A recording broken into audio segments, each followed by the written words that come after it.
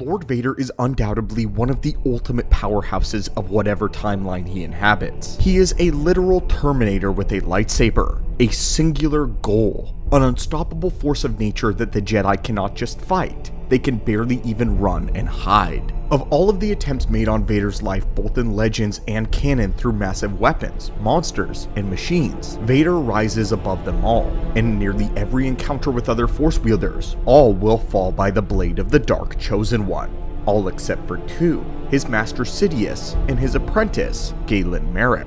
What's up guys and fellow students of the Force, and welcome back to the archives. With Darth Vader being so powerful, it almost boggles the mind that Starkiller managed to defeat him not just once, but twice, with the second technically being the Starkiller clone. We've all known Galen to be one of the most powerful and capable wielders of the Force in all of the lore, but Vader himself is not inferior to his own apprentice's power. By all accounts, it initially doesn't make sense that Vader should lose a fight with Starkiller, and today we are going to be opening up a holocron and learn exactly why, and how Starkiller reached a point in his training where he was always defeating Lord Vader. What made Starkiller the trump card to an individual that seemingly was unstoppable against all others? We do not want to undermine or discount the strength of Darth Vader, and we believe the answer to this question is in Galen's own training. For the majority of GALEN MAREK's life, he lost duels with Vader whenever they sparred. Each time the two of them fought, Vader would push Galen to the limit, sometimes giving him brutal injuries out of nowhere,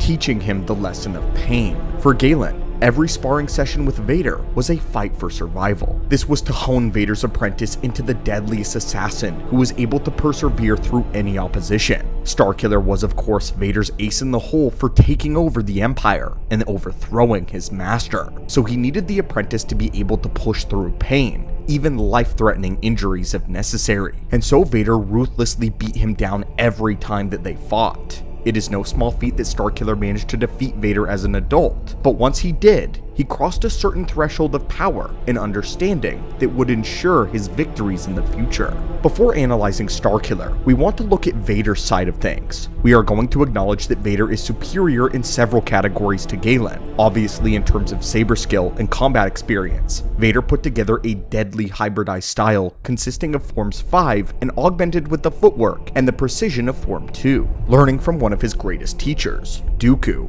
Makashi was the best form in saber-to-saber combat, and had the ability to efficiently defeat nearly any enemy if it was met with a skilled hand. The more methodical approach to combat also aided Vader, as he was not able to move as quickly as he had as Anakin, due to his cumbersome armor, but that was something that Vader had overcome entirely. He had become a patient machine of death. He also employed defensive sequences of Form 3, learning from Obi-Wan Kenobi in his defeat on Mustafar. This was to protect his new weak spot, which was his suit's control panel, located in the very center of his chest. Thrown in is the ability to quickly use bursts of force attacks and telekinesis. This shows he has mastered the technique of Form 6, learning to use the Force in tandem with lightsaber combat seamlessly. Vader has perfected killing Force sensitives, and he proved this with his copious amounts of battle experience and Jedi kills. There was no better teacher in the galaxy for molding someone to destroy Sidious than Vader. But Vader didn't teach Galen everything.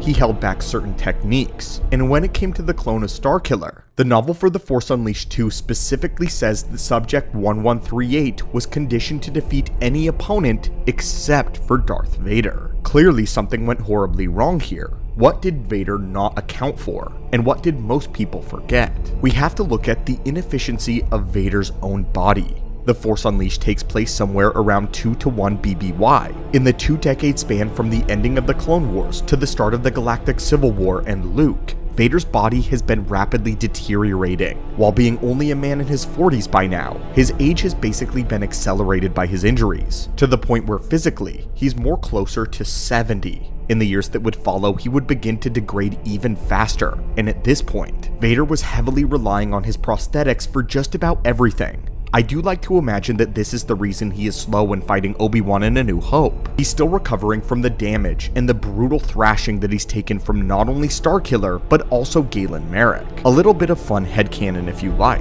It is true Vader wields incredible power. He has masterful skill in combat, and a great wisdom of battle. But I want to make something clear. This is not Vader's prime. This is a galaxy bereft on any real force-based warriors. This is why Vader remains the most dangerous man in any room he walks in, besides Palpatine's throne. By contrast, Starkiller is younger, faster, and he had the ability to use more of his raw strength. Now hear us out on that for a second. This is not to say that he's more powerful than Vader is necessarily, but just that Vader is hindered from using as much power as he should be able to without damaging himself. Vader is attached to a breathing regulator which pumps oxygen into his lungs. To exert himself in a meaningful way requires more breath than his suit may be able to supply him. He does have a manual override switch on his chest plate that allows him to have more air if need be, the ability to test his physical body, basically an overdrive mode, but this can leave him gasping and severely weakened if used incorrectly and not at the right moment. And if he used it wrong against Starkiller, he could be pummeled to death. Vader would begin to snap wires if he unleashed his full power. He would break crossbeams and damage his systems in a ton of places due to an exertion, to the point where Vader has to actively hold back, show restraint for his own sake, unless his life is on the line. Starkiller doesn't have these problems, and so is able to use his vast amounts of power with wild abandon, a power which falls only just shy of being the same as Vader's current full strength. There are shockingly multiple sources of Vader being suggested as weak during around the time of A New Hope. The lore suggests that his fires of passion and hatred have been reduced. He is just an icy shell, more machine than he has ever been before, both figuratively and physically. He's just going through the motions of an empire without any real purpose. It was when Luke came into his life and into the fold that he experienced a pop in his power yet again, bringing him nearly back to full strength. But at this point, we estimated that A New Hope Vader is probably 60 to 70% what he will be in Empire Strikes Back, just a few years later. With this being only a year or two before that, we can place Vader at maybe around 75% of his prime, and Starkiller of course exceeds that percentage, even if it's not by a massive margin. This becomes especially dangerous with the clone of Galen. Starkiller is said to be even stronger. Subject 1138 was shown in the novel to be telenetically able to stalemate Vader, snapping off the Dark Lord's force choke and blasting him backwards into a wall. In the games, he was able to even ragdoll Vader. But when it comes to direct one-on-one comparisons, I would prefer to use the novel, delving more into the actual lore than the game mechanics. But let's move away from raw force strength. Why does Vader use at the lightsaber if his style was considered to be nearly perfect? Well, as we said earlier, Vader relies on being the strongest in any room, and that includes physically. Despite his suit hindering him, it does actually increase his physical might, at least outwardly. When facing Jedi in the past, he could usually overpower them with his strength and his deadly precision. But when it comes to Starkiller, and later Luke, he has a difficult time facing someone who can match or exceed his physical strength blow for blow. And this is where Vader gets in trouble. Starkiller's own physicality is superior to his master's, and that allows him to consistently deliver crushing blows with every swing. This is when Vader realized what he had done, what he had made. He had made a Sith Master Killer, and Vader was indeed the boy's master. Facing the strength of Starkiller, Vader did not have the options of agile movement. He's dealing with a more physically powerful opponent, a type of enemy that Vader has not faced for nearly a decade. Vader's defensive lightsaber posture carries him through the battle, but having to meet each of Starkiller's shattering blows costs him stamina and damages him each and every time. In a cruel twist of fate, this reminds me of when Anakin was fighting Dooku on Invisible Hand. When analyzing the subtext of the duel, they're remarkably similar. In his final fight with the Chosen One, Dooku was pressed into having to spend lavishly on his Force reserves just to keep up with Anakin. The Revenge of the Sith novel tells us that each one of Anakin's blows seemed to age Dooku by at least a decade. But now the tables have turned. Vader is experiencing the receiving end of what he did to Dooku. This is the essential answer to why Starkiller consistently beats Vader. It truthfully comes down to the fact that Vader is severely limited in the timeline at this point, and GALEN MAREK is in his definitive prime. In fact, Vader taught Galen to smash through his own limits every time that they fought. Several years ago in a livestream talking about the cancelled Force Unleashed 3, Sam Witwer and the writer of the Force Unleashed games revealed that in the third game, Darth Vader would actually win in his confrontation with Galen. And though apparently that game never even made it out of writing stages, I do think that this is something that we need to take into account. So what do you guys think? Is it true that the clone of Starkiller was superior to the original Galen Marek? And if it is true, how did Darth Vader achieve this? Greetings again, students of the Force, and welcome to the Archives. Galen Marek is likely one of the strongest Force wielders to ever grace the lore. He was already born with unheard of potential, and taught to use it with no restriction. This allowed Galen to progress to the point of actually facing down Sidious, and requiring the Emperor to put real effort into defeating an opponent, something he hadn't done in nearly 2 decades. And even after Galen's death, his clone, which was referred to as Subject 113, would succeed him as an even more powerful version. According to what we know of the Starkiller clone, he was said to be stronger, more lethal, and even greater than the original. But in today's Holocron, we felt like we should challenge that claim, put the claims about 1138 under some scrutiny. So join us as we talk about Galen versus his clone, Starkiller, and which of the two was actually stronger. Also, for the sake of clarity, we will be referring to the original as Galen Marek and his clone as Starkiller. First off, we did want to establish that it is confirmed through multiple sources in lore that the clone of Galen Marek was engineered to be stronger than the original. The Prima Guide to the Force Unleashed 2 states Vader went through several failed attempts to create a subject that was stronger than the original apprentice. Sam Witwer, the actor behind Galen and Starkiller, stated in Star Wars Insider 118 that Starkiller was more lethal than the original.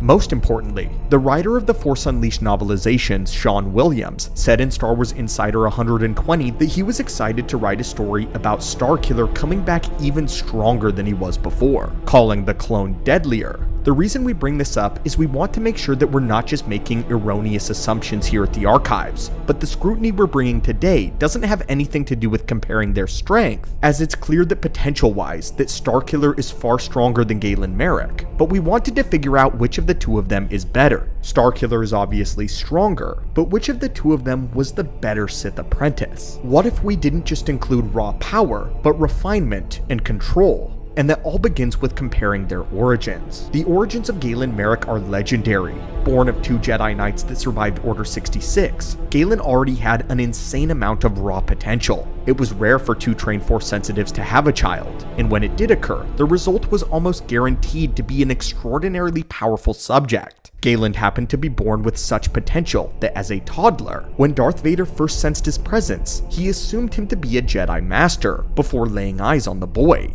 After taking the boy in secret, Darth Vader became obsessed with unlocking every facet of his potential. It was said that Starkiller is the negative of Luke Skywalker. Both are hot-headed, naive, and incredibly powerful, and have the potential to overthrow the Emperor. But Luke has great strength of character and determination due to the guidance and loyalty of his friends and mentors. Galen is the negative of Luke, raised in isolation, and while the Jedi used the Force with care and respect, he was taught to test the Force's limit, to crave power through it. Vader continued to test Galen's limits more and more, causing him to progress to unprecedented levels of power. He was fascinated by Galen's power, perhaps reminding him of what he could have had as Anakin. The result was an apprentice that always used the Force to the most extreme. We had a discussion recently talking about the training of Galen and what made him the most deadly Force wielder of his era. But needless to say, his training was nothing less than inhumane torture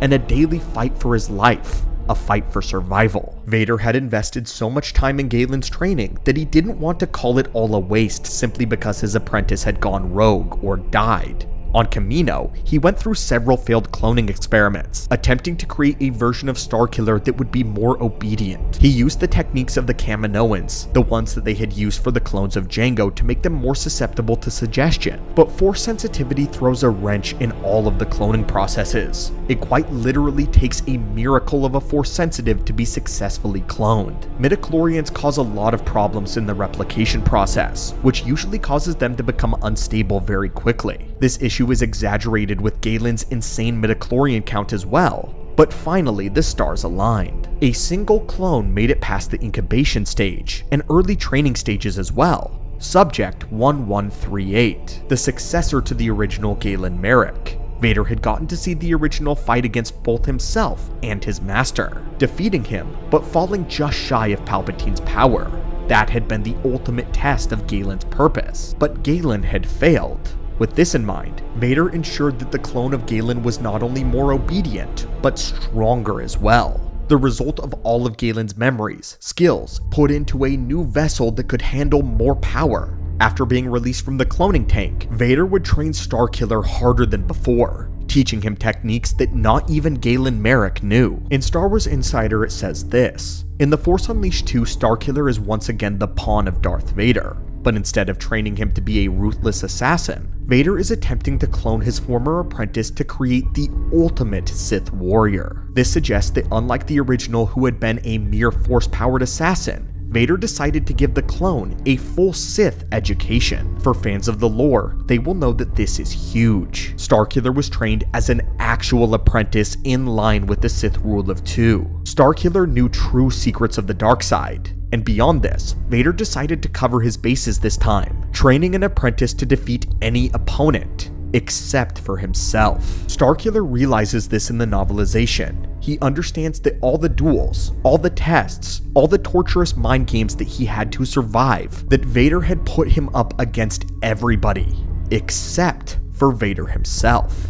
Vader had learned before, but what's crazy is Starkiller overcame this and defeated Vader, doing what Vader believed to be impossible, defeating his master through sheer grit and power. In the realm of the Force, GALEN MAREK excelled at everything, but Starkiller could do it all better. If we were to get into all of Galen's telekinetic feats in comparison to Starkiller's, we would be here all day long, so we'll do them together. We all remember that Galen was able to bring down an entire Star Destroyer when he used his power at maximum output. Similarly, we saw the devastation that the clone wrought on Cato Nemoidia during the Force Unleashed 2 comic. Here, Boba Fett arrived after Starkiller, and he saw the result of the clone's power, which was a gigantic hole having been ripped right out of the very top of the ring of Nemoidia. This shocked Boba to his core. The hole was easily the size of several city blocks, and was estimated to be the size of a Star Destroyer. But of course, the power difference here is that Galen moved the Star Destroyer down to the ground, whereas Starkiller punched a Star Destroyer-sized hole into a city. However, if we measured the two Starkiller's strength on size of the objects that they could manipulate, then the comparison would be unclear. To get the most accurate depiction of their potency and refinement, we want to look at how they approach combat with equally powerful individuals. For Galen, we can choose from a few,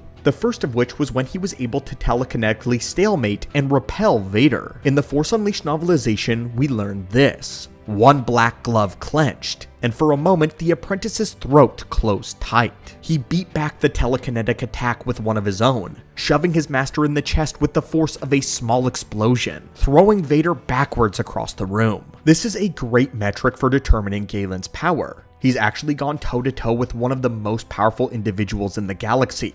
This goes beyond just defeating him in combat outright, we believe. Galen overpowered Lord Vader in a direct contest of force strength. And then, Galen was able to contend against the full power of Sidious's Force Lightning for a short period of time, though he did eventually become overwhelmed and die to Sidious's power. Our best comparison to these moments was when Starkiller faced a legion of other clones of Galen that were imperfect. His brethren were all released from their tubes and sent to stop him by Vader. This is what the novel says: he sought strength from within himself and pushed outward with all of his might. Clones went flying. The empty tubes from which they had emerged shattered into millions of pieces. Platforms buckled and fell with reverberant crashes. The interior of the cloning tower rang as though struck with a giant hammer. Every muscle in his body shook with the effort of it. The echoes faded, and he felt a peculiar kind of quiet descend. The air was misted red,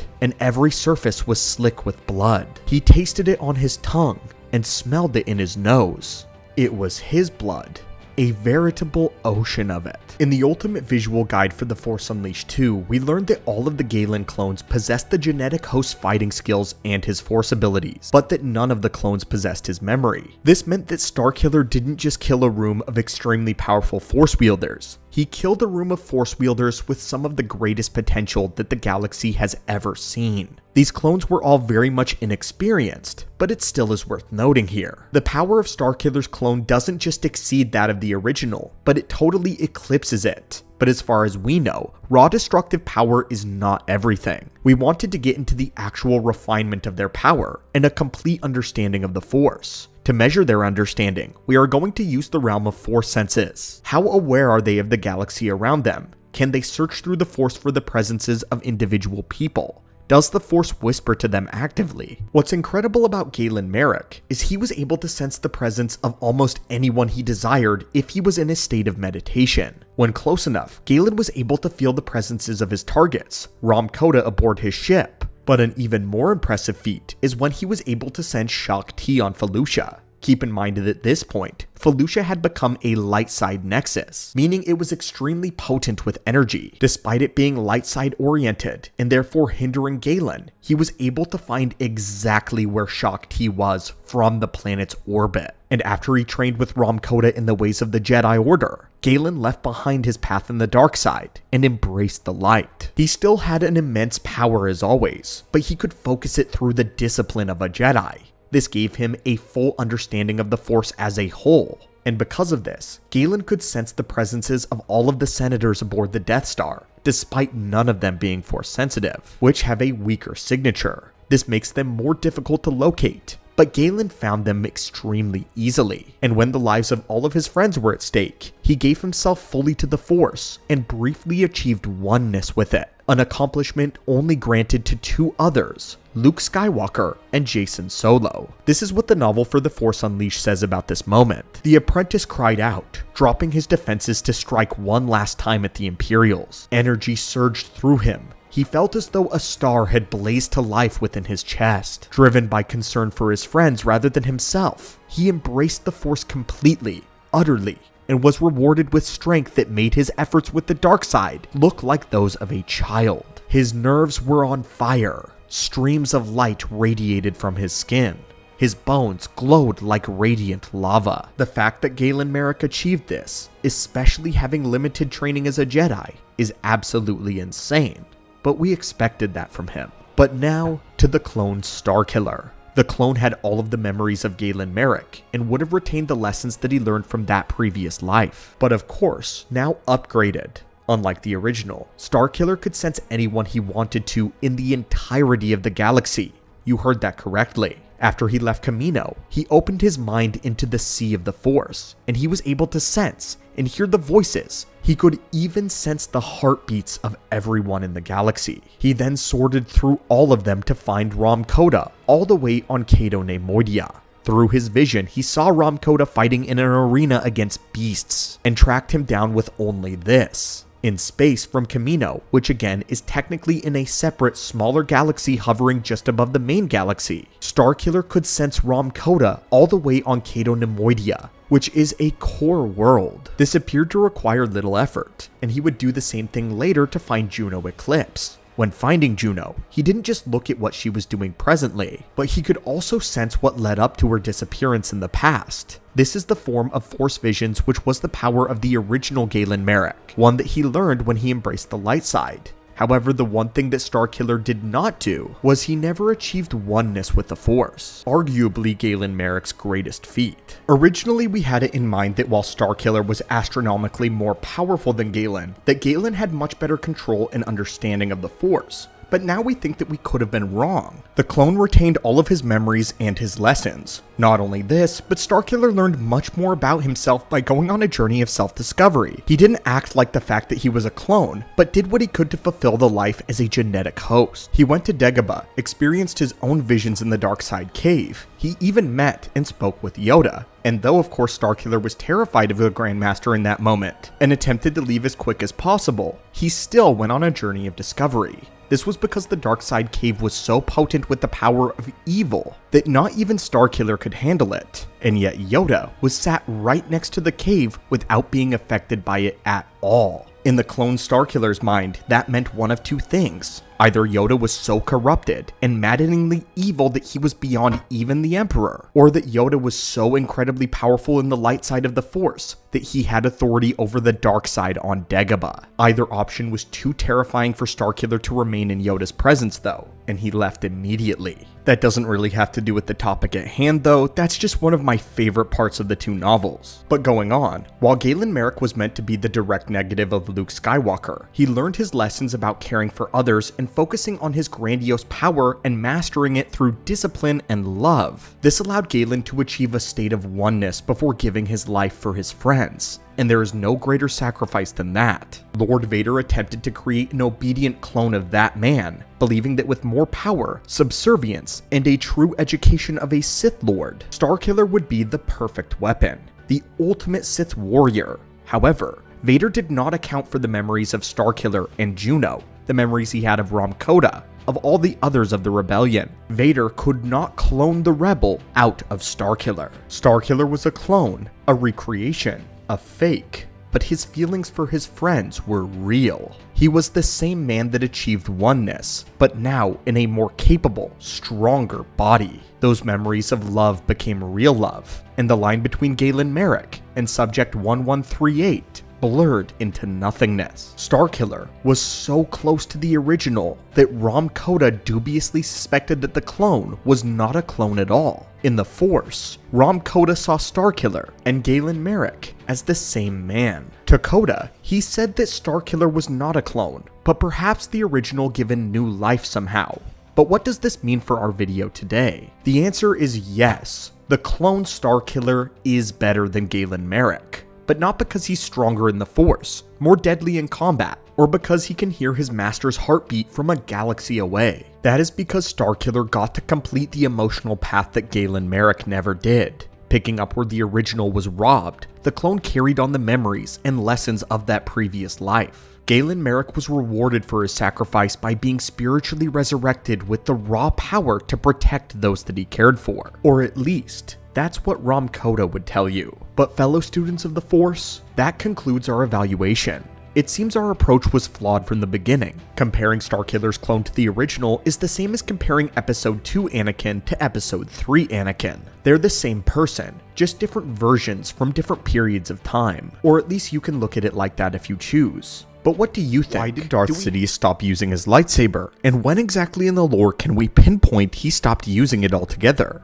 What was the real reason behind abandoning his old weapon? Greetings Acolytes and welcome to the Archives. The Emperor famously once told Vader that the Sith had grown beyond lightsabers, and that they now only use them to mock their enemy. The legitimacy of this claim has since been debated, but at some point in Palpatine's life, after the rise of the Empire, he just put his lightsaber down altogether, and never would pick it back up again. By the time Luke meets him on the second Death Star, the Emperor makes a point to tell the Jedi that he is defenseless, and that striking him down would be an easy task. In Palpatine's long life, the only time he was ever given a worthy challenge with the lightsaber was against Mace Windu and Grandmaster Yoda, and in both confrontations, his lightsaber was only a means to an end, as he ended up falling back to his powers on the dark side and his gifts in the Force instead. But there was a third battle, one which would test the very limits of Sidious's abilities with the lightsaber, his fight with Galen Marek. And it was because of this very battle that Darth Sidious in Legends would never again duel with his own lightsaber.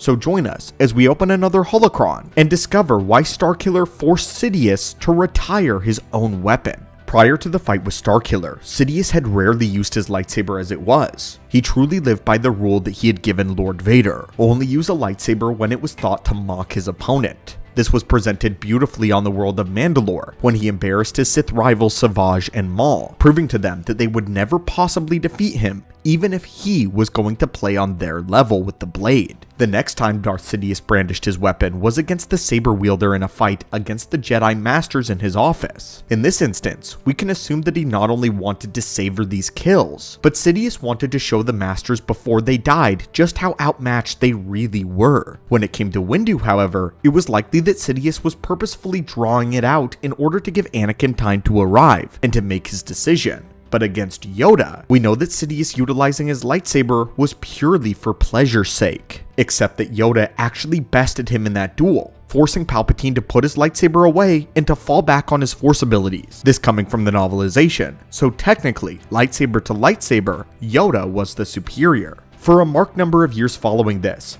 would be the last time that Darth Sidious ever fought with a lightsaber, and for a very understandable reason. He was the Emperor now, very unlikely to ever see a Jedi again, and even less likely to have to fight one himself. He had Vader to take care of all of this dirty work, as it had become an obsession for him. Vader actually enjoyed killing Jedi with their own weapon, but Sidious did not. His power in the Force was so great that if anyone were to foolishly step up to him, he could dispatch them without so much as an effort. All of this would be under the rare circumstances that a Force wielder could even close the distance between him. Sidious would brandish his weapon in 2 more instances during his reign as Emperor, both being extremely rare cases. The first time would be when he and Vader were stranded on the world of Ryloth and had to defend themselves from rebel fighters and against giant arachnids. The second time would be a complicated plot when an Inquisitor by the name of Saw Kiwis would make clones of himself in order to kill the Emperor. The Emperor would here ignite his lightsaber, but we don't actually see him use it, as Vader managed to step in and defend him successfully. But then the day would finally come when GALEN MAREK was making a problem of himself, one of the most naturally powerful Force wielders in all of Legends lore. Sidious didn't think he was a threat at first though, until he heard of Marek's exploits and felt how powerful he was firsthand, sensing him in the Force. When Sidious captured the rebel senators and baited Starkiller into finding them on the Death Star, he was astonished at GALEN MAREK's raw potential. To make things even more impressive, Starkiller recently defeated Vader in their duel, indicating to Sidious that it was finally time to get rid of his decrepit apprentice, but to take a new one that had just presented itself in the form of Galen.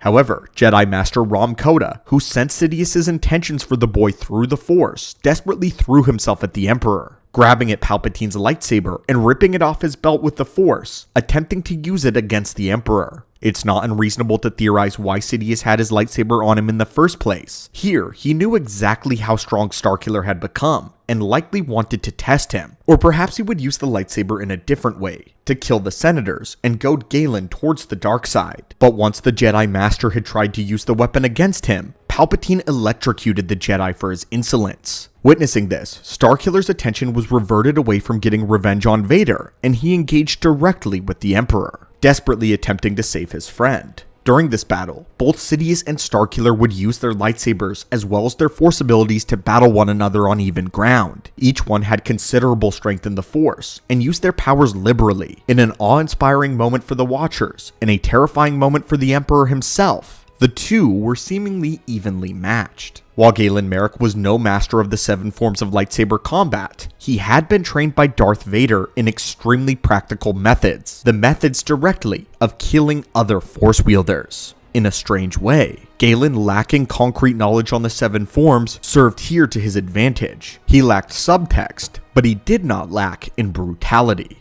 Unlike Vader, GALEN MAREK was uninhibited by a suit. He was able to make full use of his young and his agile body. He also had a lot of experience by this point in dueling Jedi Council members at various difficult stages, even having defeated the simulacrum of Darth Desolus in the Jedi Temple. Not only this, but Galen had only ever learned to use the Force on maximum output, allowing him to draw upon the full strength of his abilities at will. Darth Sidious found himself having to pull out all of his tricks in order to fight Starkiller. He had to conjure 4 storms, which allowed him to basically fly in the air, hurling electrically charged objects at the young boy.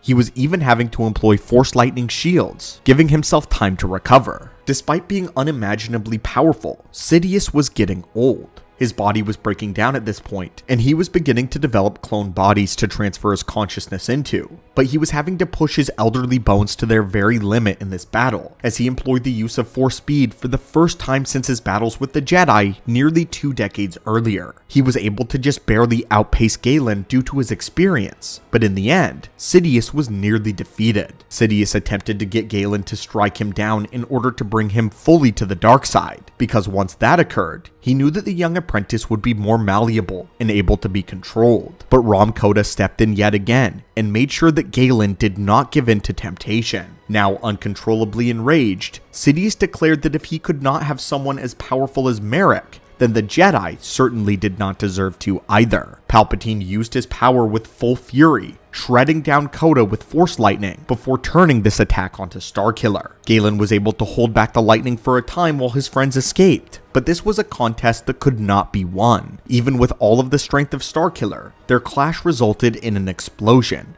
and Starkiller was vanquished. After being legitimately defeated by Starkiller though, and encountering someone who he would later say had the potential to be his equal, Sidious realized how close to death he had truly glanced. What isn't widely understood or talked about is just how potent Sidious's Force Lightning actually is. He was not only naturally gifted with the power, but he also spent much of his training perfecting it. Sidious had refined this one technique to a level not seen by almost any Sith prior. It was even said that Sidious could conjure red lightning, a power that a Sith must be born with and they cannot learn. And in the novelization for the first Force Unleashed, Starkiller describes what it is like to be at the receiving end of Palpatine's Force Lightning. He would go on to say that in comparison of years of torture under Vader, nothing that Vader ever did was as excruciating as the pain he felt from the lightning. Before succumbing to oblivion, GALEN MAREK compared the pain to an imploding star within his chest. What possible need did Sidious have for a lightsaber beyond this point? From the bottom of his heart, he truly believed that there would be no one like Vader or Starkiller in the galaxy ever again. And even if there was someone close to the power of Starkiller, Sidious had proved just how powerful he had become with a single ability, and believed that he was more than capable of killing them. Palpatine being able to defeat GALEN MAREK in his own mind was one of his most impressive displays in all of his life, and thus, the Emperor definitively put his lightsaber down and would never again claim it for a duel, believing that this fight had legitimized what he had claimed for decades. He had truly grown beyond the use of a lightsaber. Even during the time of the Dark Empire when Palpatine was resurrected, Palpatine didn't actually duel Luke with his own lightsaber, but instead, a lightsaber that belonged to a dead Jedi. Now, we keep specifying that he never used the lightsaber again in a duel, not that Palpatine never used the lightsaber again at all. As far as we know, there was only one other time that he would ignite his lightsaber before ceasing to carry it altogether. In 0 BBY, while Vader was busy, Sidious would pay a personal visit to the Bothan race. Many of their spies had given information about the Death Star to a traitorous Imperial Moff who Vader was actively dealing with. Together with his royal guards, Palpatine would brandish his lightsaber and would massacre a massive number of the Bothan people. Taking revenge, he killed every last witness so that no one would see him use this lightsaber ever again. But he did this to make it as quick and efficient as possible. Sidious was enraged. He wanted to kill them by his own hand and get revenge on them for betraying the Empire. He wanted to execute them intimately and personally. Following this, Palpatine's lightsaber was secured in an unknown location. He didn't dispose of it or throw it away per se, but he definitely hid it away somewhere, reminiscent of his time as the Chancellor, where he would hide it within statues or unexpected locations around his office. All we know is that Palpatine did not have his lightsaber at the time of the second Death Star's destruction, and at least one of the lightsabers survived 130 years after his legacy. Palpatine's lightsaber was considered to be the holy grail object of the one Sith.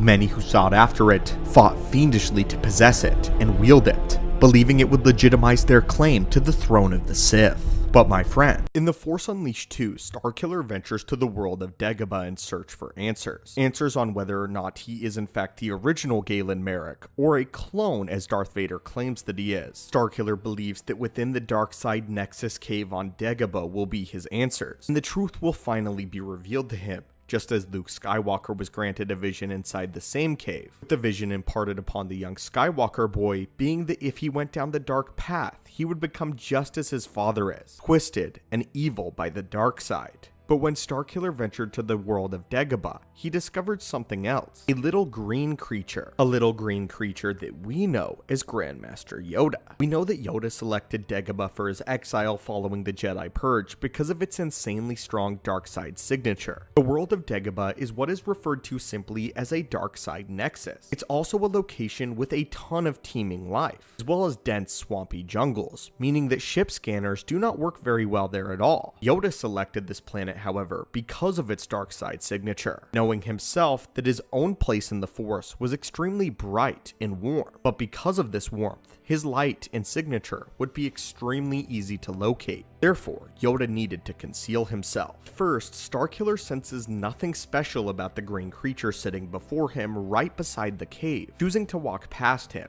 In the cave though, Starkiller is granted a vision that shakes him to his very being, and confirmation that he is not the original and that he is in fact a clone of GALEN MAREK. Not to mention, despite turning to the dark side himself previously and having been trained directly by Darth Vader, the potent energy of the darkness that the cave produces shakes Starkiller to his very core, and he has an exceptionally difficult time remaining within the cave. Exiting the cave, he has a bright realization as he is utterly shocked that this creature could simply sit by the cave and feel nothing. That the dark side, despite being so potent and so raw, that this creature was able to resist it, so much so that it did not appear even as an annoyance to him. In the novelization for The Force Unleashed 2, we learn that Starkiller internally comes to one of two options. Starkiller's first theory about the green creature is that he's completely insane and also wields a power in the dark side that potentially Vader and his own master Insidious does not possess, and that the powers of the darkness have driven this creature to insanity, causing him to almost seek out the cave's very presence, locating a world such as Dagobah and deciding never to depart simply because of the Nexus, belonging completely at home there. Starkiller believes that the being that we know as Yoda feeds off of the power of the cave as a sort of sustenance. Second option though is perhaps slightly more profound.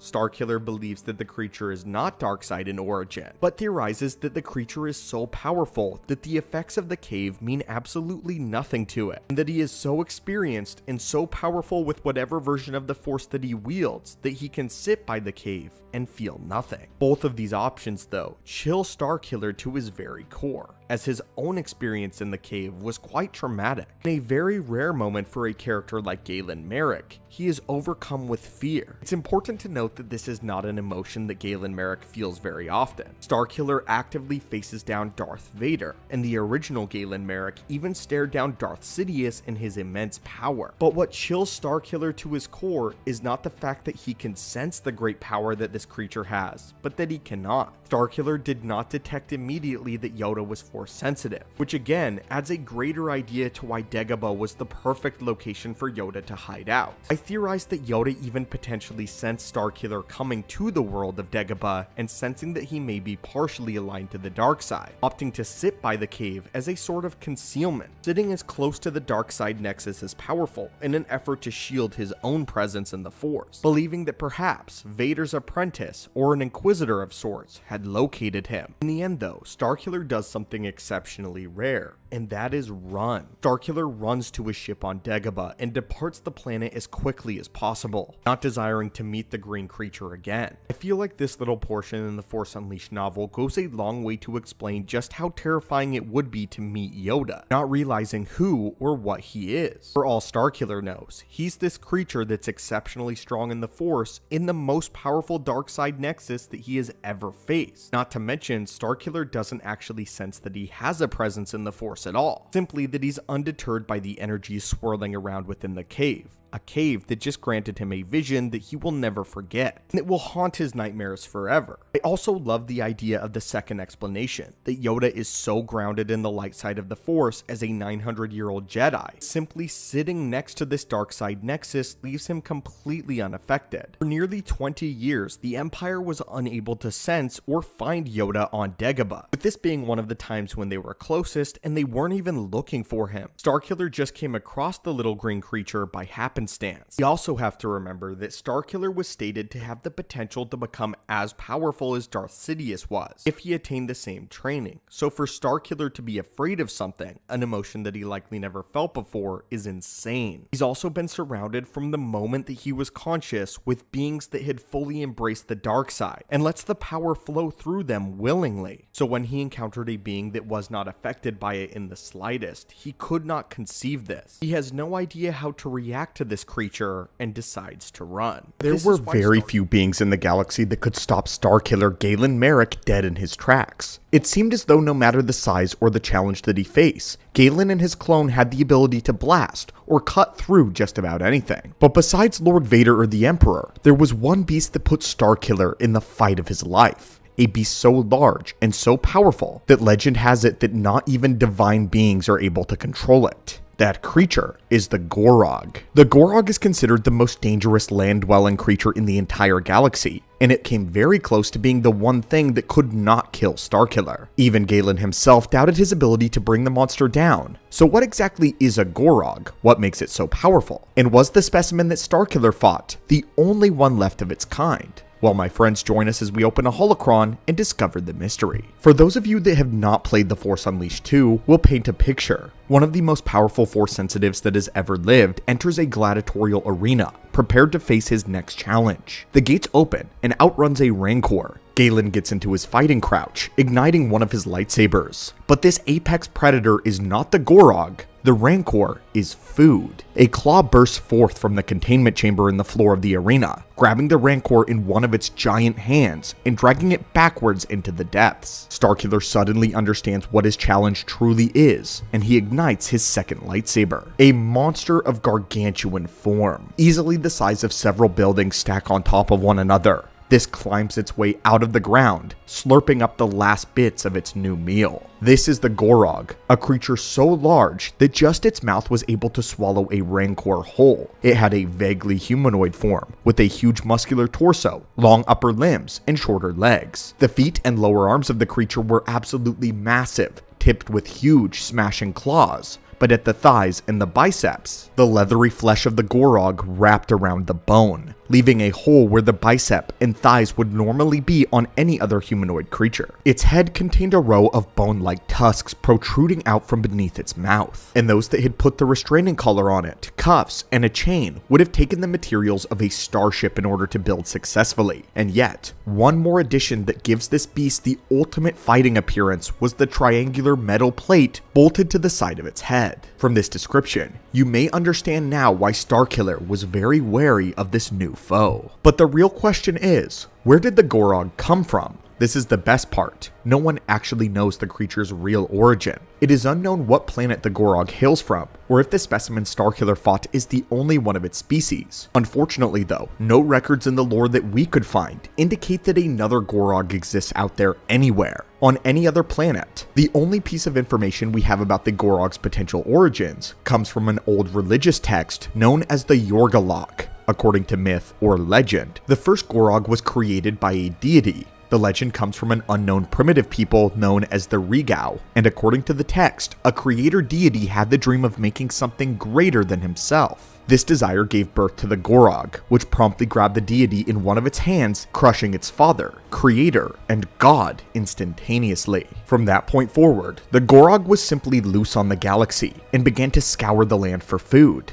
A creature of this size was constantly eating, and was extremely aggressive. The Yorgalok text warns that this is the end of all things, and that only those that hide in the shadows will survive the Gorog. In the game, it is unknown how the villain, the Baron Tarko, came into possession of the Gorog, but he would have it trapped within the Tarko Se arena on the world of Cato Neimoidia. The Baron, who was an Imperial leader, had ascended through the ranks with the help of Grand Moff Tarkin. He himself became a Moff before securing a comfy spot on Cato Neimoidia as its reigning governor. He took the name of a Baron and established a gladiatorial arena that he named after himself in order for the citizens to watch battles and executions for sport or pleasure. He had many dangerous animals cooped up there which he'd unleashed on the rebels that he captured in a public display. Jedi such as General Rom Koda decided to take an unsanctioned mission to the world of Cato Neimoidia to stop the Baron, as the Jedi ignored the greater warnings of the Alliance. Rom Koda took it upon himself to lead an unapproved assassination mission against the Baron. However, he ended up captured and thrown into the arena, where he would then spend 7 days straight fighting whatever monsters the Baron threw at him. But soon, the freshly escaped clone of GALEN MAREK traveled to the world to liberate Rom Koda. Upon seeing the Imperial marked ship, the Baron believed that Lord Vader was paying him a personal visit, and went out as a part of a welcoming party to greet him on the landing pad. When it was Starkiller who stepped out instead though, the Baron was surprised and asked him for clearance codes. Obviously at this point, the clone knew none, as all he had ever really known besides the flashbacks were the Kaminoan cloner labs. He'd never actually done any work for the Empire, and so he didn't have any of the codes necessary. Eventually, as Starkiller made his way into the arena, the Baron made his way to the observation deck and ordered the release of the Gorog, to which his assistant begged him not to. He said that the containment measures had not been properly tested yet, but the Baron, panicked at having two Jedi hunting him, especially one as powerful as GALEN MAREK, ignored all warnings and commanded the Gorog to be released. As the monster made its presence known, it immediately targeted Galen as the first thing that it saw. It tried to grab him and eat him, but once that didn't work, it tried to smash him with his giant claw. Starkiller tried to use the Force to restrain the monster, trapping the monster's large arms by hooking its restraint cuffs into the wall. But each time he managed to do that and injure the creature, the Gorog would just break free. Finally, Galen had the idea to bring the monster's head down using its collar. When he did this, he jumped on its head and used the Force to tear off the metal plate. This revealed a scar underneath, from which was a likely attempt to surgically implant any sort of restraining methods into the Gorog, which again failed on Cato Nemoidia. Starkiller buried his lightsaber deep into the scar, but all this seemed to do was enrage the monster. It broke free of its restraints and began tearing up the arena, all of the supporting beams. The fight was taken up to the rafters, as Starkiller went to the high ground with the Gorog chasing him. The Imperials did what they knew best to do and opened fire on the massive creature. But the blaster fire was merely gnat bites to this massive creature. It had tunnel vision onto Starkiller and was attempting to bring him down, stomping him with its meaty fists. It is here revealed that the Gorog's own breath was powerful enough to concuss humanoids with its mighty gale.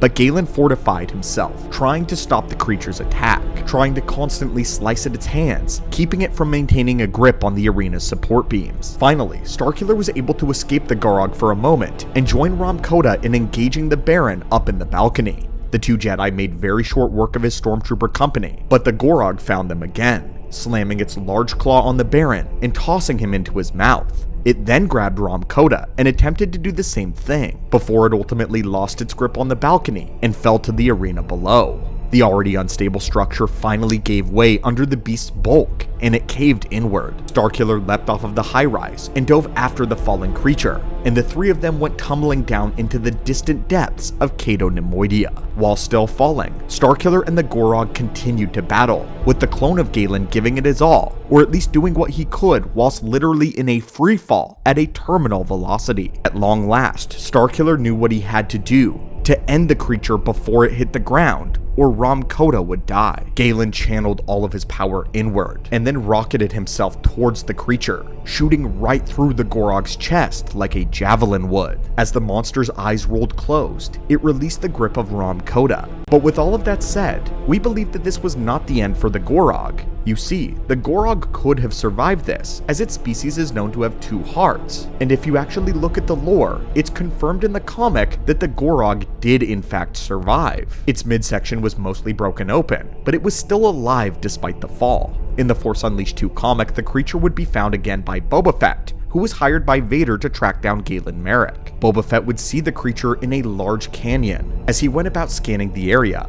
but that's when the beast awoke once more, taking a large swipe at Boba.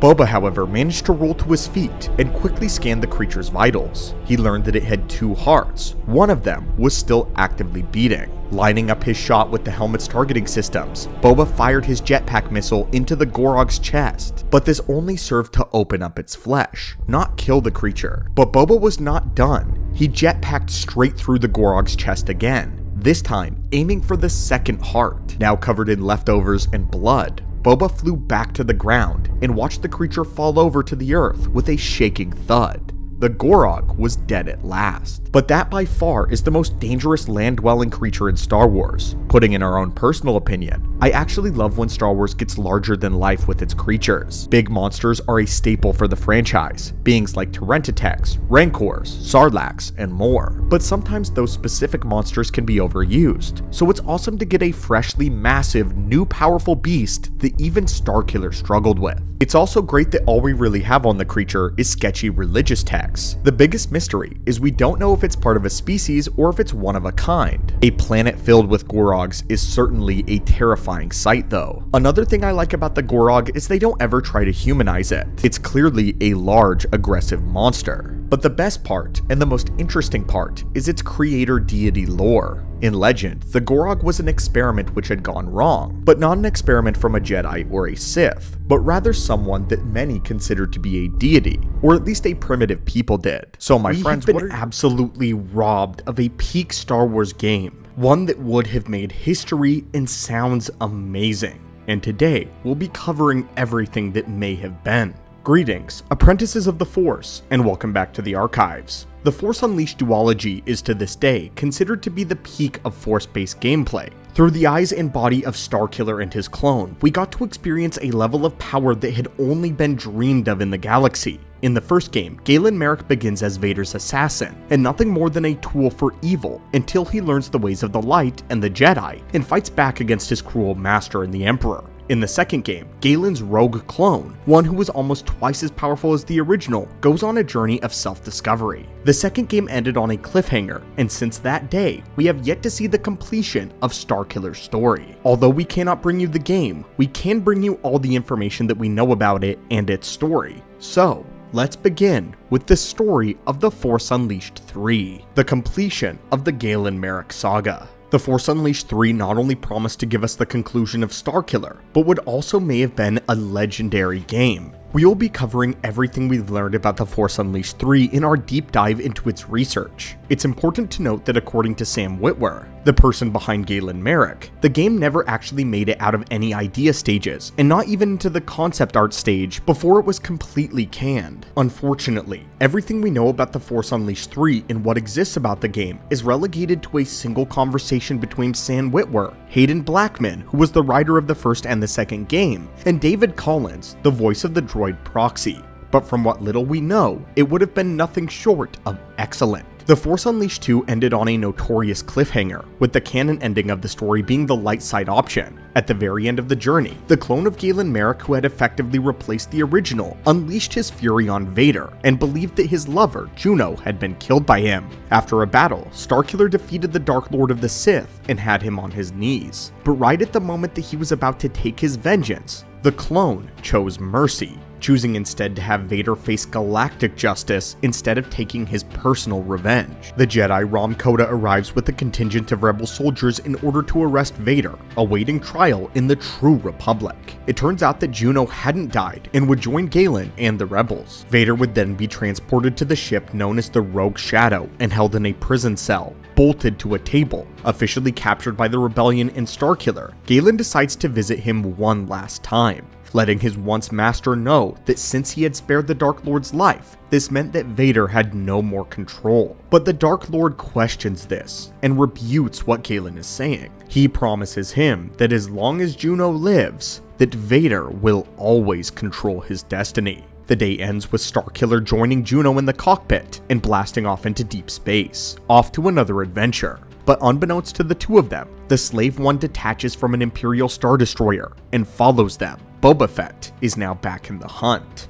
And this is where the Force Unleashed 3 would have picked right back up. Over a strange planet we've not seen before, Boba would shoot down the Rogue Shadow, forcing a crash landing. And it's here where the new experience truly begins. Vader and Starkiller would be forced to reluctantly work together in order to survive and escape the deadly planet successfully. The game would have introduced a co-op system where two players could join one another in an adventure, one controlling Lord Vader and the other Starkiller. This all happens as a result of the Emperor at long last deciding to replace Vader with someone not only more powerful, but also more loyal. It was revealed that Sidious had been the one that had sent Boba Fett to eliminate and impede the two dark-side warriors as his plan unfolds. As the game continues, the new threat to the galaxy would not only require GALEN MAREK, but also the help of Lord Vader to overcome. However, as the story plays out, we would constantly have to question whether or not Vader could be trusted. The game itself would eschew the level design and a linear story in favor of a more open world adventure. Witwer and Blackman mentioned that it would have been a lot more of a physics sandbox, which means a heavily destructible environment and lots of interaction with the world around you using the Force. The game was slated to release on next-gen consoles, being a title for the PlayStation 4, Xbox One, and the Wii U. It would have been a celebration of two powerhouses that are Vader and Starkiller, as we would have seen them at their absolute peak working together to combine their immense power in the Force. Sam Witwer was very enthusiastic about the story and had a heavy role in its creation. We even know at one point that Starkiller was going to systematically deconstruct Lord Vader limb by limb to ensure that he could not escape. And this would be a hugely humiliating moment for Lord Vader. One where he was truly weakened and embarrassed in front of an apprentice, something that the Dark Lord would not forget. The game would also apparently end with Darth Vader definitively defeating Starkiller, with this being an idea that was thrown around many times during the development of the Force Unleashed games apparently, with Vader using Galen as his pawn, and then revealing that he too was always holding back, unleashing his own power in the Force if you will. So, what exactly happened to this third game? To keep it brief, The Force Unleashed 2 was a critical and a commercial failure, and a very disappointing follow-up to the first game, which had been the highest-selling Star Wars game of all time at that point. Blackman reportedly didn't even want to make the second game about Starkiller at all, but about a Prime Yoda back in the day wielding his massive power in the Force with wild abandon, highlighting Yoda's progression into the Jedi Grand Master, but first, learning to control his abilities. However, he was only given 3 weeks to write the story for the Force Unleashed sequel, and the development of the game would be heavily rushed, with the behind-the-scenes drama in the higher-ups of Lucasfilm resulting in the firing of over a third of the first Force Unleashed game. The failure of the Force Unleashed 2 was so catastrophic that it caused even more layoffs, and the talks of a third game were called into question. Not only this, but Blackman was already getting ready to leave and start his own company. Following, however, Lucasfilm did announce that The Force Unleashed 3 would be made. However, they slated its release until after Episode 7 released. But this is when tragedy struck. Lucasfilm was purchased in 2012, and Disney reorganized the entire LucasArts company and completely shut down development on a third Force Unleashed game. For me, this is one of the most tragic losses of a Star Wars game, right next to Battlefront 3 and Star Wars 1313. The number 3 just seems to be unlucky for most Star Wars games. Hopefully Cal Kestis is safe though, but I actually would love to see just how insane The Force Unleashed 3 would have gotten. They ramped it up to an 11 with the second game, giving the clone of Starkiller even more power and crazier feats. To see him having refined these abilities and working alongside Vader in a co-op setting would have gotten to see some insane force-based combat and team-up mechanics. Perhaps the game may even pull what they did in LEGO Star Wars and have Player 1 and Player 2 fight each other as Starkiller and Vader. But the sandbox open world style is also very interesting and a big departure from the first two games. We aren't entirely sure whether the game would have just stayed put on the first planet that they had crashed on, or if the two of them would have got to hop around world to world in the galaxy in order to complete their quest. Again, information is very rare about The Force Unleashed 3, but one thing is exceedingly clear. It was going to be a very ambitious game. Very few open world Star Wars games exist, as with it being described as a sandbox, there likely would have been a heavily customizable option to both your character and the environment around you. Another tragic loss is whether or not the villain Sidious would have created would have been a great addition to Star Wars lore. A threat that requires both Vader and Starkiller to join forces would have been an insane one. And unfortunately, we don't have a lot of information on what exactly this threat was meant to be. What would Sidious have created to finally replace Vader? One which neither he nor Starkiller could take out alone. Perhaps another clone of Galen Marek like the Dark Apprentice that Vader had, or even the Dark Apprentice directly. Maybe even Palpatine deciding to cross his own DNA with Galen Marek's, producing an all-powerful clone of himself in order to train as his own. The possibilities are endless, and the lore would have expanded all the more with crazier Force abilities. But anyway friends, is it possible that Subject 1138, Starkiller as seen in The Force Unleashed 2, is not a clone whatsoever? Did Vader lie not only to him, but to everybody. So welcome back to the channel, Curious Traveler. The archives have been expecting you. At the very end of The Force Unleashed, GALEN MAREK sacrificed himself to save the rebellion. Taking the full might of Sidious's lightning, GALEN would succumb to these injuries. For the longest time he was believed to be dead, only to be philosophically resurrected in the form of a clone, Subject 1138. It was said that Vader went through many clones in order to engineer the perfect one, but all of them failed except for Subject 1138. The stronger and more obedient clone would be the new Starkiller, the first great success of Vader's experiments. However, several things did not add up here, and we believe that there are internal Easter eggs in the lore that indicate that Subject 1138 is not a clone, but is the actual GALEN MAREK, the original. The most obvious piece of evidence is the opinion of Jedi Master Rom Koda. Rom Koda was blinded in his duel with GALEN while he was still Vader's apprentice, but Koda would go on to train his senses to be his new eyes. He would actually get to know GALEN MAREK as a person without his eyes, relying on the boy's signature in the Force. Whenever the clone of Starkiller met with Rom Koda on Cato Nemoidia,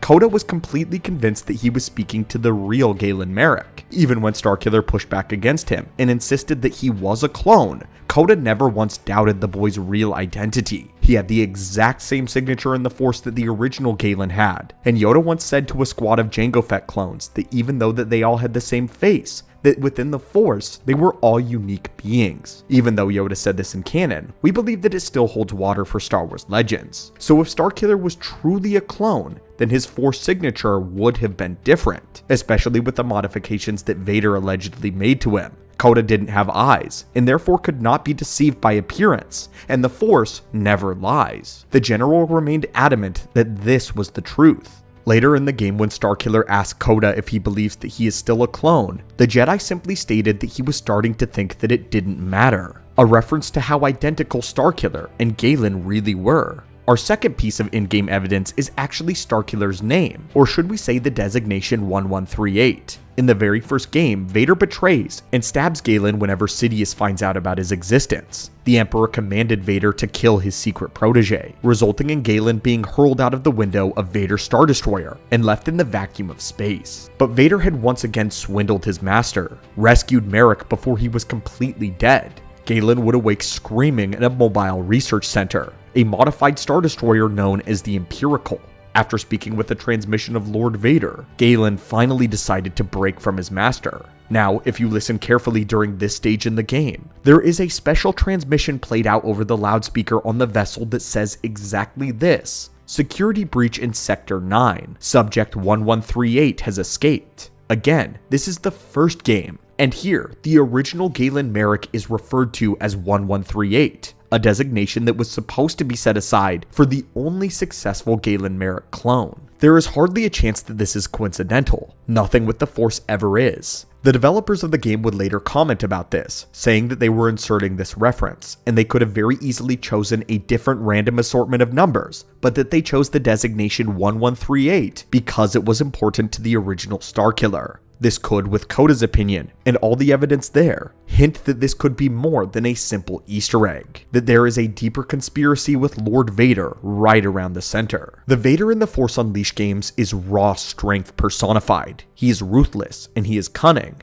Not that Vader isn't exhibited this trait in the past, but for many other appearances, Vader is straightforward, acting as a battering ram to his enemy. But this time, his enemy is his own master and his apprentice. In The Force Unleashed, Vader is sneaky, he's deceitful, and manipulative. He's always 2 steps ahead of everyone else, and has hidden motives around every corner. He's a lot like Sidious in this regard. He lies to GALEN about as often as he tortures him. All of this is to serve Vader's ultimate goal, to kill Palpatine and become the new Emperor. Vader has decided to go completely against everything he stood for, which is a face-to-face challenge in an effort to undermine the ever-watchful Sidious. We talked before about the plans for the Force Unleashed 3 game, how even though Starkiller and Vader were meant to team up, the majority of the story would center around whether or not Vader could be trusted or not. We bring all of this up to say that the real question is, what if Vader concocted a gigantic scheme in order to ensure that GALEN would remain loyal? From here on out, we're entering into theory territory. I don't doubt that Vader definitely tried to clone Starkiller for the purposes he intended. He wanted Starkiller's power and skill without the rebellion, emotion, and his unpredictability. However, I now believe that Vader completely failed at this, and failed at no matter what he tried, until he got the successful Dark Apprentice that we see in the dark side version of the game. But this is not the game's ending. The official ending is the light side variation of the game. So this is what we'll interpret as hardcore concrete lore. I believe that Vader returned to the original GALEN MAREK, who didn't die to the Emperor's lightning, but had instead been comatose in a bacta-tank the entire time. Someone as powerful as Galen definitely had a great chance of surviving even Sidious's Force Lightning. Perhaps if he were left for dead, or near to it, then there was some way that Vader could bring him back once again, just as he did when he threw him into the vacuum of space. Vader was waking him up again and again with a new imperative like he did last time, attempting to wipe the boy of all memories altogether. This would of course fail, which gave the Dark Lord a better idea. He would wake up Galen and have him trained in the Camino cloning facility, convince him that he was a clone. Psychological conditioning was a powerful tool, and one that Vader was familiar with. He would attempt to use drugs to make the subject more obedient, which was why Galen didn't immediately attempt to escape. He received Vader's new training, and was fully convinced of his new life, until his memories continued to plague him, telling him that what Vader was saying was a lie, that it was wrong. While Starkiller never accepted that he was anything more than a clone, he took up the mantle of his previous life and escaped to find his friends. Believing that he was a clone did not stop Galen from searching for a relationship and trying to find his love, Juno. He never stopped to think that he was wrong. He never stopped to think that this was not his life, that it belonged to his original self. But why would he? This was all so natural to him, as natural as his friendship with Coda. When he met with the original general on Cato Nemoidia, he cared deeply about the general's life, and did everything he could to save his Jedi Master. Now meanwhile, Lord Vader fully understood that no matter what, the original GALEN MAREK would never submit to him. And this could be when he perfected the cloning process for real, and the Dark Apprentice arrives. The clone of Galen that felt nothing for his old life. He was disgusted by weakness, the same way that Vader was, and the way that Vader wanted. In fact, to the rest of the clones in the test tubes, they all had no memories of their past lives whatsoever. They were all completely blank slates, except for 1138, which means that it's likely that this is the real GALEN MAREK. None of these clones, though, held so much of a candle to Starkiller in the slightest, as he pulverized every single one of them with a force repulse in the novelization, one-shotting all of the clones. The only clone that he really had to worry about was the Dark Apprentice. Galen had nightmarish visions of being killed by this clone, which of course is the non-canon dark side ending. And if the Dark Apprentice is the only successful version of the Starkiller clone in the program, then this would mean that Subject 1138 could be the real GALEN MAREK. His power certainly does not seem to have been diminished whatsoever. Cloning a Force sensitive is notoriously extremely difficult in all of Star Wars lore, canon, and legends. It's an imperfect process, and it would make sense that Vader would not be successful even with all of the cloning of Camino. Is it possible that Vader lied to this young boy? Palpatine doesn't appear in the second game to say anything to the contrary. But does this evidence that we bring to you today, in the reconstruction of the events that lead into The Force Unleashed 2, make sense? Is GALEN MAREK Starkiller the same? Although the game insists that Starkiller is a clone, it is left pretty ambiguous, and there is a chance that this is the true GALEN MAREK. I really like the idea that 1138 is the actual Starkiller, mainly based around Rom Koda's explanation, the fact that through the Force, they're the same being. We had a theory in a previous video that perhaps GALEN MAREK's essence possessed this clone body, but we wanted to make this video to explore the alternative. What if Vader just lied? What if Galen survived and he was never a clone at all? But we would love to students of the Force and acolytes of the galaxy, and welcome back. We've been expecting you. The Sith are known by the galaxy throughout the history of not only being atrocious warmongers, but using horrendous methods in their pursuit of galactic domination and ultimate victory over their ideological enemies, the Jedi. Many Sith sorcerers and alchemists of old would create various monstrosities in attempts to gain leg over their light side adversaries. This included mutating living creatures to create monsters such as the Terentatek and the Leviathan. Other times, it might include using a deadly virus such as the Technovirus to turn organic beings into cybernetic slaves and war machines. Well, today we will be discussing one of the most horrendous Sith experiments that may rise above the rest, the Sith Stalkers. Unlike the previously mentioned creatures, Sith made stalkers from their own kind. These horrors would terrorize the battlefields of the Old Republic, striking fear into Jedi, and they have been known to even upset a few Sith. So what is a Sith Stalker? Well, students of the Force, sit back as we open up yet another Sith holocron, as today we will tell you about the Sith Stalkers and how Starkiller almost became one. One image of the Sith Stalker and you'll recognize the armor almost immediately. It is one of Starkiller's most famous looks, but also the helmet design takes influence from the Mandalorians, as well as the Ubi's warriors. So let's take you through the process of how one of these would be made and constructed. We start by watching Sith Lords pursuing the aftermath of a large battle. Bodies are strewn everywhere, but through the Force, they can still sense something. That something is suffering. Not just any suffering, but a great deal of pain, as one of their own is attempting to use the dark side to keep themselves alive, holding on to it, fighting through their grave injuries. A small search later, and they might come across an acolyte, or perhaps an apprentice that has survived the battle, but is laying on the ground heavily damaged from it, disfigured from beyond repair. He could be missing entire chunks of his body, and barely even alive,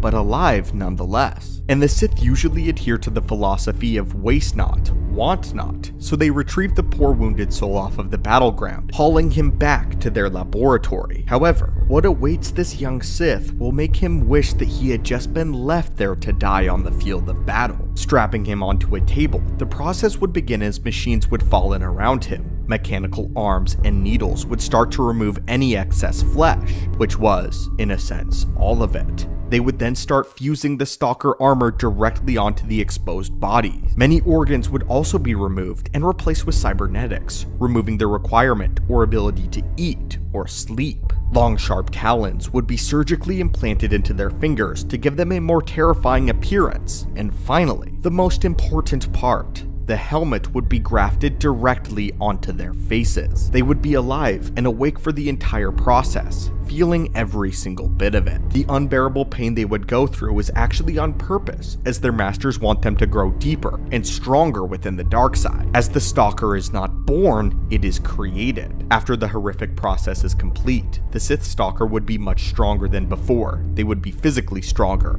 faster, more agile, and very powerful in the Force. Their gloves and talons would be built in a way that would allow them to continue to use Force lightning without it backfiring. This entire process reminds me of Darth Vader's transformation. Perhaps Sidious used the information about the Sith Stalker creation to make Vader. Well, unlike Vader, the Stalkers did not require an automatic breathing system and could breathe on their own, which came out as ragged and wheezing breaths through their faceplates. The Sith Stalkers would now be a part of their own private sect of the Sith army. Their masters and lords would dispatch them to take care of Jedi targets, or even kill off their Sith, of whom the masters perceived as rivals. The Sith assassins of the Anbaran Academy had nothing on the absolute weapons of war that were the Sith Stalkers. Their terrifying appearance helped strike fear into their Jedi targets, which, as you know, is a powerful tool to employ against a light side wielder. Keeping them too distracted will impede their ability to touch the Force, and terrifying the Sith Stalkers truly were. From their appearance to their movements, as well as a Stalker's tendency to collect lightsabers as trophies, they were truly masters of the art of killing Jedi and Sith rivals. The Sith Stalkers and how they act not only remind me of Vader, but also General Grievous in a way by how they are cyborgs and collect lightsabers as prizes. I'm beginning to think that perhaps Sidious had this knowledge on hand and was a big fan of the Sith Stalker process, wanting to use it on a non-Force sensitive before maybe using it on one of his apprentices in the future. In the end though, likely deeming Anakin, Darth Vader, too great of a prize to fully transform into a Sith Stalker. Speaking of which, the Stalker armor is only seen in The Force Unleashed, as GALEN MAREK is plagued by visions of fighting an evil version of himself that wore this armor. However, it did exist in the ancient days of the Sith. Later, GALEN learns that if he is successful and kills his master and Darth Vader, then Sidious would take him and transform him into a Stalker of his own. Many believe that the Sith Stalker version of GALEN MAREK is perhaps the most powerful iteration of the character, showcased by his ability to conquer and defeat the son of the Chosen One, Luke Skywalker. The ultimate tool of the Sith nothing like a full-blown apprentice, with their mental state being far too deteriorated. Still though, it is appropriate of the dark side and the ancient Sith that they did not let their near-dead apprentices go to waste, and had a terrifying plan for those that survived the battlefield. It's also interesting, of course, that Darth Sidious took huge inspiration from this process on General Grievous, Lord Vader, and in Legends continuity, even attempted to do so and was successful with Starkiller himself. In my opinion, this is one of the darkest and most sadistic aspects of all of Star Wars lore, and showcases the true brutality of the Sith, the way of power, and the way of suffering, with this in itself being an aspect of the Sith in Star Wars lore that I would love to see highlighted in some media one day. But anyway, my friends, the character of GALEN MAREK, Starkiller, has often been described and criticized for being bland and a power fantasy, and while in some respects I can see this to be true, as he is obviously a video game character, GALEN MAREK is interesting to me for another very important reason, one that includes Darth Vader. Darth Vader clearly is highly motivated by GALEN MAREK, so much so that he becomes obsessed with him. We learn in the second Force Unleashed novelization that Darth Vader has attempted to clone GALEN MAREK over 1,000 times. In fact, the clone that you play as in the Force Unleashed 2 is clone 1138. After GALEN MAREK was killed giving his life for the movement that would one day become the Rebellion, we learned that Darth Vader secretly snuck his body off of the first Death Star and had it frozen.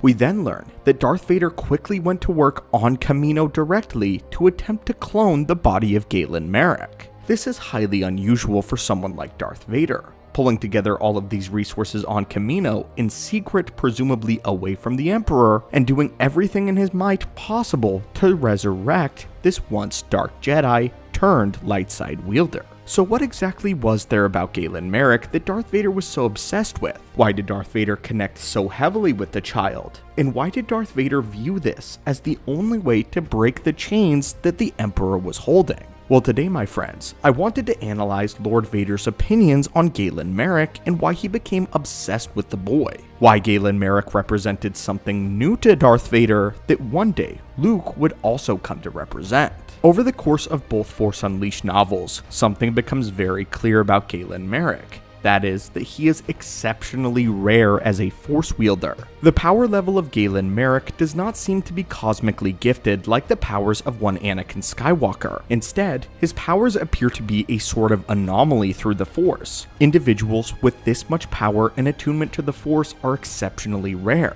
So rare, in fact, that two of the other most powerful Force-sensitive individuals, being Yoda and Palpatine, were born hundreds of years apart from one another. But as we would come to learn by the end of the first Force Unleashed novel and game, GALEN MAREK even has a midichlorian count and an attunement to the Force higher than Yoda, and one that competes directly with Darth Sidious. This is generationally gifted in the Force, and it makes sense as to why the Emperor and Vader would become so fascinated with this Force anomaly that was Starkiller, somebody that was born of two Jedi who formed a romantic attachment. His father, Kento Marek, and Mali renounced their allegiances to the Jedi Order and would marry in secret. After this, they would eventually be found out and would be banished from the Jedi Order, eventually finding refuge on the world of Kashyyyk when Order 66 would break out. But because they were no longer a part of the Jedi Archive's records, or at least the surface level records, they were undetected for nearly a decade, until Lord Vader would knock on their door.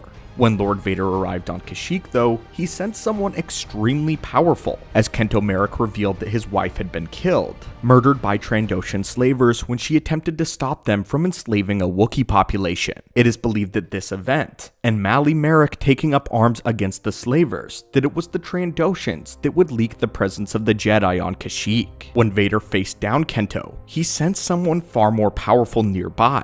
And while Vader incorrectly assumed this to be the Jedi's master, it was soon revealed that it was GALEN MAREK that Vader had sensed all along. Somebody with the aptitude and command over the Force that in the Force itself, Vader believed them to be a Jedi Master. At the time, one of the few Jedi Masters who managed to evade the Purge. Vader would obviously kill Kento and then take GALEN MAREK as his secret apprentice. But the fascination doesn't actually start here. Vader believes that he can use Galen to eventually overthrow the Emperor, and although Vader betrays Galen Marek more than once, by the end of the game and in the novel, it is made very clear what Vader's original plan was. Galen Marek is so astoundingly powerful in the Force that Vader believes that with his help, they could in fact destroy the Emperor. Whether or not this is true is left up for debate, but the fascination doesn't end here. Darth Vader literally becomes obsessed with Galen Marek after his death. To Darth Vader, we have seen him attempt to overthrow Emperor Palpatine many different ways in both Legends and canon, but never have we seen him gone so far out of his way to help save one young boy's life, one Force wielder's life, and attempt to recreate that power to destroy the Emperor.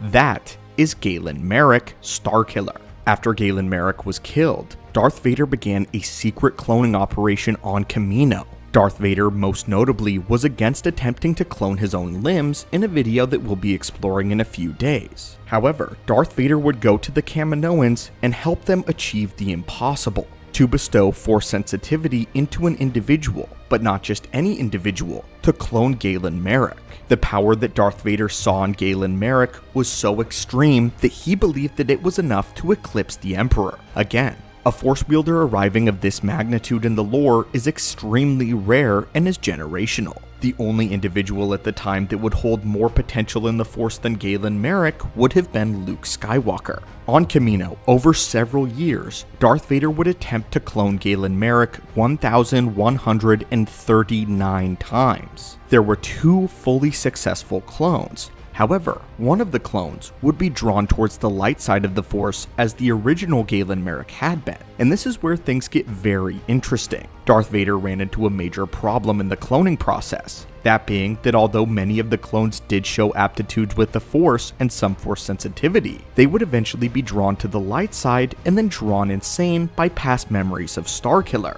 This was a problem, as Darth Vader needed the training of Galen Marek and Starkiller to accelerate extremely quickly if he were to stand any chance against the Emperor, and the only way to access those memories was to implant the memories of the original Galen Marek on these clones. And with this, all of the training in the dark side, all of the moments where Galen Marek was starved for weeks on end and forced to rely only on what the Force would grant him, all of his hatred, and his specialization in the lightsaber and lightsaber forms would all be granted onto these clones. But Darth Vader could not figure out how to stop the memories of Juno and the memories of the light side from infecting the clone bodies, until we get to clone number 1139. Darth Vader finally invented his perfect apprentice, appropriately named only in the game and in the novel as the Dark Apprentice. It is here revealed that Darth Vader went a separate way. He withheld a lot of the key points of Galen Marek's original life away from this clone for long periods of time. First, Darth Vader would force this clone to gorge on the powers of the dark side and the dark side alone. But rather than portray the past memories of Galen Marek as a pull to the light, Vader would take a lesson from his own turn to the dark side of the Force and presented this to the clone as weakness. He showed the clone how much weaker Galen Marek had become when he had formed these attachments. And when Vader had finally sensed that the clone had no feelings towards his past life,